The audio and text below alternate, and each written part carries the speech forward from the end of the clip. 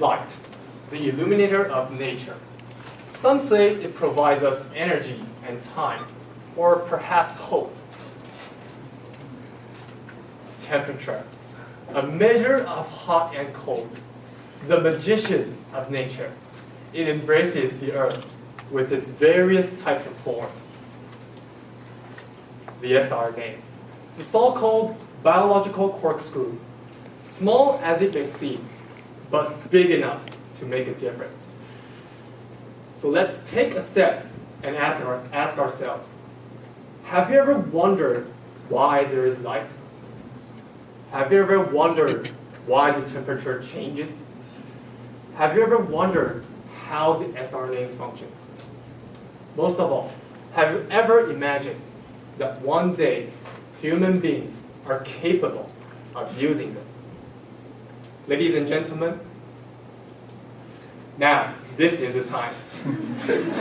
Hello everyone, my name is Weber, and I'm very honored to present you our team, NCTU Formosa, along with our project, the E. coli tuner, with using a multiple regulation of light, temperature, and sRNA.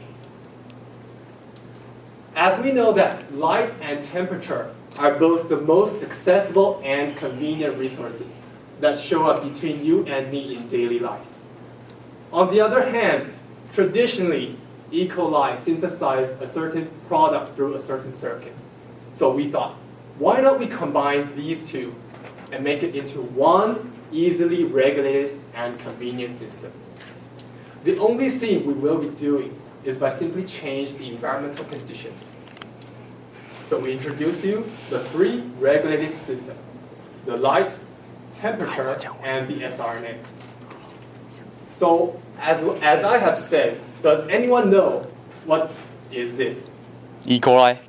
No, it's a system. But you may ask, what are the advantages of these systems? First of all, the light-regulated system, different from previous promoters, it detects light directly, which in other words, acts as a direct sensor.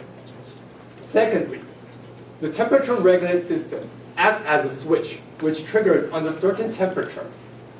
Last, the sRNA system acts as an inhibitor, which specifically binds to unnecessary circuits.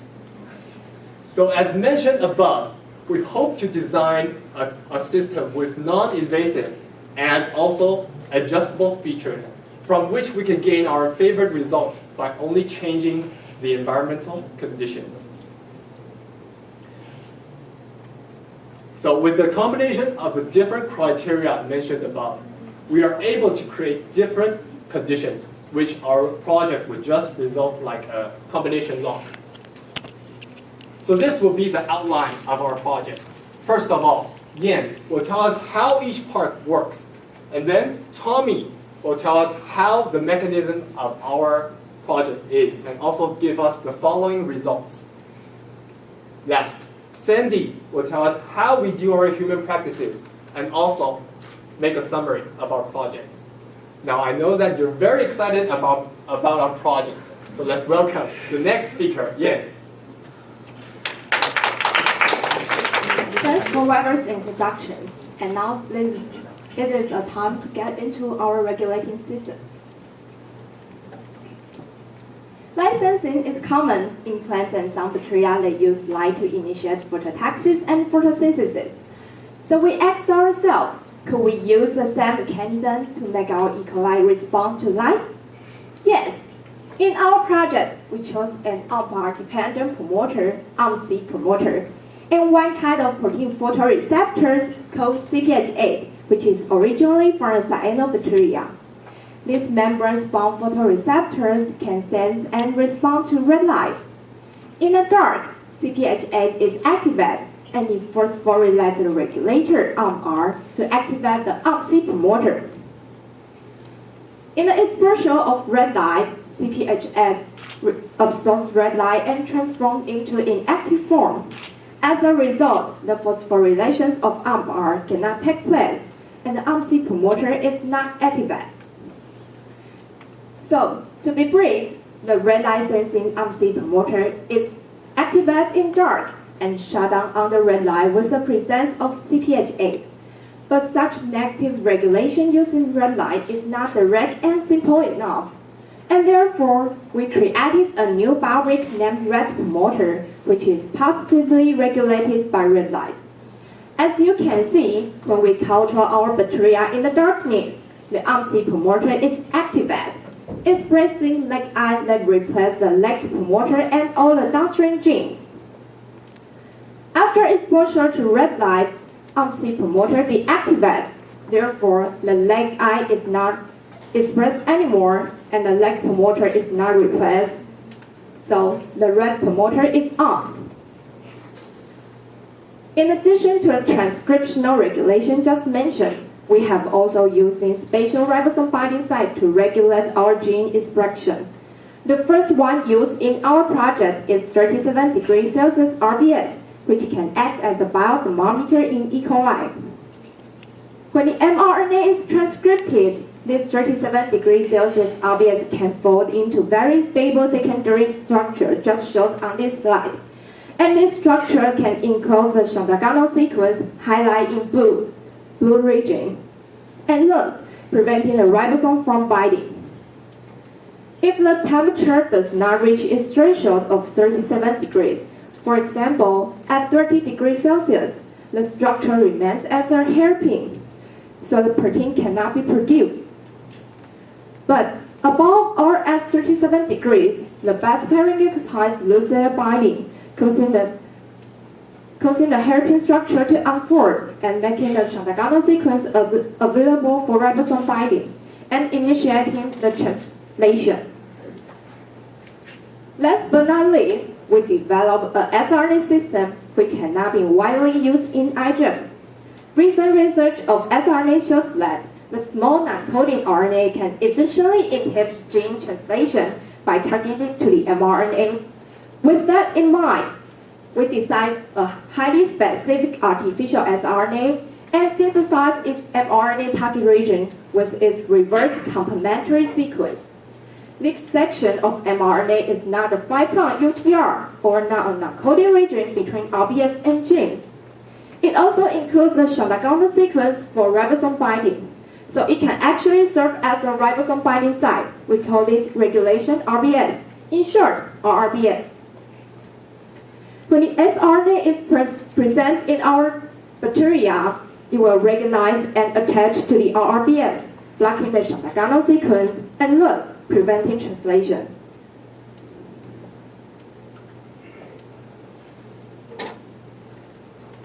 Unlike the regulation system often used, siRNA has several advantages. The first one is it is not like the promoter relies on substrates or the temperature regulated RBS I just mentioned. siRNA system does not respond to external factors. In the contrast, it provides an internal regulating mechanism to shut down the unused genes. And the siRNA is so specific that it won't affect other genes in vivo. So we are able to enlarge our system by creating more siRNA and their target region. And with that said, we can combine two or more different regulation systems by using siRNA as the middle bridge to build up a multiple regulating system, just like our E. coli tuner. And you must be curious of how we combine these three components just mentioned, light, temperature, and siRNA system to build our project. Now, let's welcome Tommy to give us the mechanism of our E. coli tuner and the following results. Thank you, Yan, for your explanation. So now, let me present to you, ladies and gentlemen, our project, E. coli tuner. Here is an overall picture of our project. The system we have built using the three regulated systems just mentioned. This system is actually consisted of two independent circuits, each responsible for regulating the expression of two different genes. So the red light induced circuit and the dark response circuit. As just mentioned before, each circuit can regulate the expression of two different genes. So this system is capable of regulating a total of 4 different genes. So now, let us quickly look at the first half of the system, the red light-induced circuit. As you can see, this circuit is mainly regulated by 2 rate promoters that are activated in the presence of red light. In other words, without red light, this circuit is completely shut down as the rate promoters are inactive. With red light, both rate promoters are activated, but the only gene expressed under 30 degree is red fluorescence protein. And this is due to the fact that 37 degree RBS in front of the other 2 genes, LOXR and green fluorescence protein, remain as firm hairpin structure forestalling ribosomes from binding. At 37 degree, however, the 37 degree RBS unfolds and becomes available for ribosome binding. This results in the expression of both GFP and LOXR. LOXR forms a complex with AHL, which is a signaling molecule converted by LOXI. This complex activates the LOX promoter, which produces sRNA. sRNA serves as a blockade that base pairs with the RRBS, preventing ribosomes from binding and therefore shutting down the expression of RFP. As a result, only the expression of GFP remains. Next, let us examine the second half of the system, the dark response circuit. In contrast to the previous circuit, this circuit is completely shut down in the presence of red light. And this is because the activated rate promoter leads to the expression of TET-R, which is a repressor that represses the TET promoter and all the gene downstream. In the dark, the TET promoter is no longer repressed, but the only gene expressed under 30 degree is yellow fluorescence protein. And this is just like the red light induced circuit in which the 37 degree RBS remain as firm hairpin structure. At 37 degree, both blue fluorescence protein and LOXR are expressed. LOXR forms a complex that activates the LOX promoter, which produces sRNA. sRNA base pairs to shut down the expression of YFP, and as a result, only the expression of BFP remains. So as a summary of what I have just said, the following are the 4 different products just introduced that is produced by this system, each under specific sets of conditions. So for example, with red light at 30 degree RFP is expressed, and without red light at 30 degree, YFP is expressed. And finally, our results. In order to prove that our multiple regulation system actually works, we designed several experiments, first by testing the functions of each regulated systems. So the first regulated system we tested is our light regulated system. We integrated the system into our E. coli, which is shown on the top of our slide. We exposed the E. coli under red light, in which we tested the normalized expression of our E. coli. Normalized expression is obtained by dividing the fluorescence expression over the OD volume. So as you can see, colony 5, which is the green curve, shows a strong expression of our reporter gene. This is a huge step for us because this means that our light regulated system is in fact activated by red light.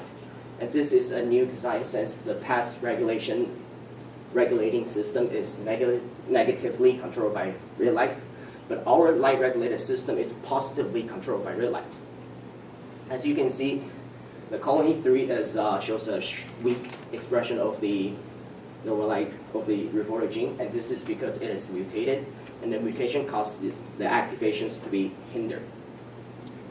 The second regulated system we tested is the temperature regulated system. As you can see on the slide, we have a 37 degree RBS, which provides us with the temperature temperature regulation. So we tested the fluorescence expression under 37 degree and 25 degree. So as you can see, at 37 degree, there is a strong expression of our GFP, and at 25 degree, there isn't. This shows us that our 37 degree RBS can successfully and effectively hinder gene expression under 37 degree. And it means that our temperature regulated system actually works. Last but not least, we tested the function of our sRNA regulated system, which we spent a lot of time designing.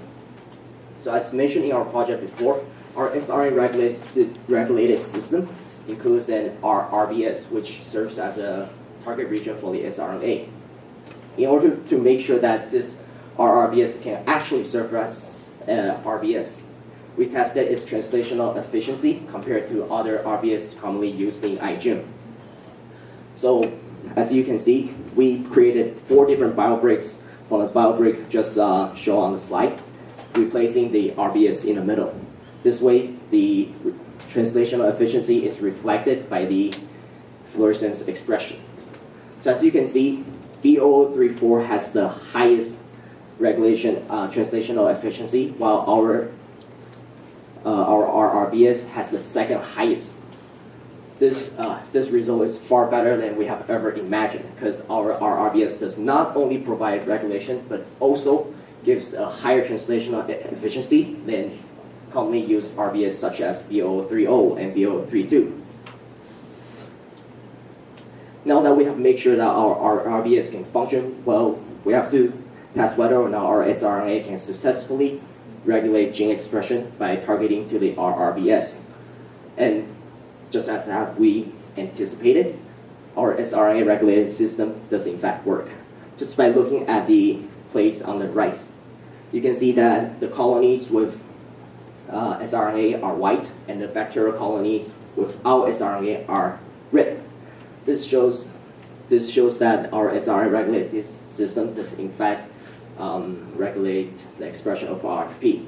And turning this observation into quantitative analysis, we can see that colony B, which has our sRNA, shows a weak expression of the reporter gene, while our colony A shows a strong expression of the reporter gene. Such difference shows us that our sRNA regulated system has inhibited the expression of the reporter genes. Now that we have made sure that our sRNA regulated system actually works, we have to test if we can present this system in E. coli by testing whether or not it would affect the cell growth of E. coli. So as you can see, the E. coli with and without the sRNA shows a similar growth curve. And this simply means that our sRNA regulating system does not just function, but it also does not affect the growth of E. coli.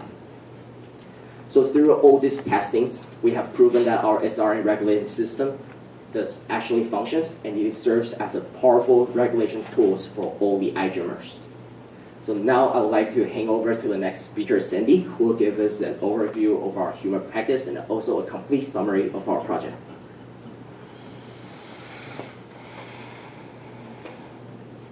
Thank you, Tommy. And this project seems overall well designed. However, you might still question its application to our daily life. So, what can we achieve with our project? As we have mentioned before, different products can be obtained by light, temperature, and sRNA. And we tend to apply this concept to the 4 stages of plant growth by producing 4 hormones, and each controlling a different stage. And first, let's talk about each hormone and its function.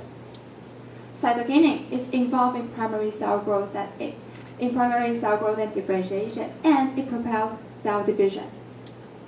Auxin, a hormone essential to plant growth that aids root extension. Gibberellin is responsible for cell division and the stem growth. Fluorogen, a hormone that stimulates blossoming. Since we can regulate the expression of each genes, we can regulate any hormones to meet the plant growth requirements. And the following is how we tend to build up our plant tissue model. And the bacteria is grown under a permeable membrane in this device. That's where we tend to control the growth condition of the bacteria.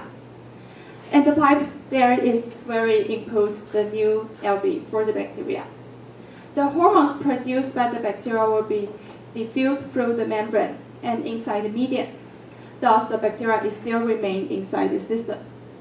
And the medium will contain high concentration of hormones that we can use to flower our plants, that they can absorb the hormones. For example, when cytokinin is needed, we can just set the condition to 37 degrees and turn on the red light for germination. When auxin is required for the root growth, we can simply lower the temperature to 30 degrees. After growing roots, we need gibberellin. for the stem growth, we can just turn off the red light. At the lab, if we need some beautiful flowers, we can just raise the temperature above 37 degrees to produce fluorescence. To improve our project, we can also try to adjust the intensity of the red light or the values of the temperature. For example, we can try 33 degrees and the half time in the red light, half time in the dark. We're expected to achieve the fluorescence between yellow and red, which look likely to be orange. And this approach provides our project a large potential to control more genes that we can imagine. In order to extend the knowledge of synthetic biology to the public, our team made a lot of efforts. This summer, we host a conference from 2013, August 5th, August 8th in our campus. And we all know that there are more and more people joining the iGEM competition, so we invite a lot of iGEMers to our conference. And during the conference, each team presented their project and exhibited their poster. And most of all, each team are able to exchange their ideas and their experience with one another and making each team well prepared for the upcoming competition. Our team really learned a lot from other teams, and through which we solved a lot of problems in our project. Not only the conference, we also held a biocamp. And for high school students, in which we prepared some lectures and some simple synthetic biology to let them try. And fortunately, their response and the interest to the topic were far better than we had anticipated. At the last of our presentation, I would like to sum up here for everyone and telling that what have achieved in our project. And first, to build our multiple regulation system, we created new biobricks and also improved test biobricks. And the new biobricks include the sRNA the rRBS biobrick. And that is a functional RBS that can be targeted by sRNA. And according to our experimental data, it provides the high translation efficiency, and that is better than our commonly used RBS, B0030 and the B0032. Also, we created an sRNA biobrick, and that is proved by our experiment that it can regulate the gene expression, so that it can inhibit the gene expression. Second, for the improvement, we correct the CPH8. We correct the CPH8 part registry part, and we all know that CPH8 is functions properly, but it is negatively controlled by the red light. So that is not direct and that is not convenient. So our team, we create a new biobrick that is with the CPH8, and that can be positively controlled by the red light. And we called it red promoter. And at the last, for the human practice, we want to extend the knowledge, so we host an international conference and also a biocamp to make bigger population to know the principles of synthetic biology. And last but not least, I would like to thank all the advisors to our teams, and thanks for giving us support and resources. Here are our team members, and thank you for the contribution, and thanks for your attention today.